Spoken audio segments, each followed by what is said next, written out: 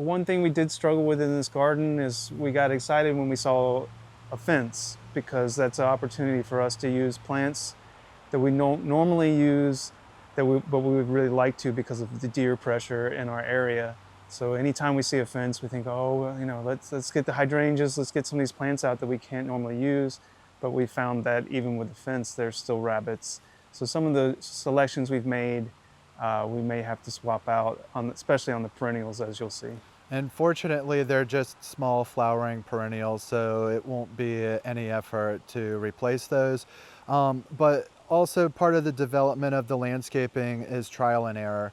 And so we have to find things that work, but we also do not want to continue to use things that don't work. One thing that we tried to do to fix the problem was to patch holes in the fence, but we're still seeing the presence of the rabbit and believe that there are other areas where may need to be patched or addressed. So if we can't figure that out, we are going to opt to replace those perennials with some different perennials that are less likely to be eaten. So we just want to continue to kind of show you the damage that we've been dealing with these pesky rabbits. And they might be cute, but even small little baby rabbits, they can be hard to keep out of a garden space. Let's look at something that's on the buffet menu. What do we have here, Nate? Soft crest mahonia, which mostly we're seeing, since it's a rabbit, damage to perennials and smaller shrubs. But anywhere he can reach, or he or she can reach, they've been eating on the mahonia. So it looks like they've also nibbled a little bit on this Bernera, but it doesn't seem like the rabbit really likes it. So, that seems safe on the list for now. But who knows, if this rabbit becomes desperate, it may start eating things that they normally wouldn't. So let's take a look at some of these other plants that received some damage. Yeah. Over here. Oh, over. We were surprised that rabbits like roses. So you can take a look at the stem right here and see really how this rabbit attacked it. It likes to just chew up down the stem, and eventually it will eat through that branch, and that was originally a 3-foot tall bush before the rabbit got to it.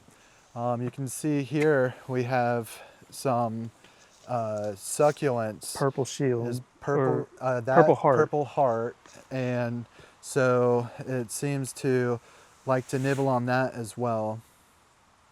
That was originally in the landscaping, so there are other pieces that it does not seem have been affected, and we can kind of see over here where some's planted and the rabbit, I guess it's found it a little bit. Take a look at that. We have some leaf damage right there, but really not too bad. But further down, just, within a close proximity, maybe 10 feet from it, and we found one of its favorite foods. And what is this right here? So apparently this rabbit likes echinacea a lot. This would have been a Pelida echinacea. He's eaten 3 in a row here. And so, we had discussed this being a fenced-in yard and having the opportunity to experiment and do plants that we wouldn't normally do. Everything in the garden is always trial and error.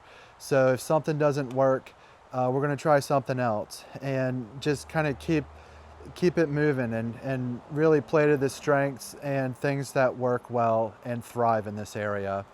And like Chris was saying, one thing we've noticed about deer and rabbit damage is that individual populations and neighborhoods of deer and rabbits have preferences so you can see across town, you might see somebody growing a plant that you want to put in your yard, and it's growing right in the open and the deer aren't eating it. You put it in your yard and it's just gone. So it is always a bit of an experiment when you put a new plant into your garden, how the local flora and fauna are going to react to it. So we know we got some work to do choosing some different perennials. Typically for rabbits, if we're looking for plants that aren't going to be eaten, we're looking for scented plants, mint or lavender, anything, agastache, anything when you rub it and it has a lot of scent to it. Geranium as well. So tell us your thoughts and what plants you've tried that you thought would be rabbit proof or deer proof. You know, we'll continue to update you and let you know what we've decided to plant here instead. Hit that like and again, subscribe if you like the content that you see. My name's Chris DeBow, this is Nate Kelly, and we're from Earth Co Landscaping. Again, thank you. Thank you.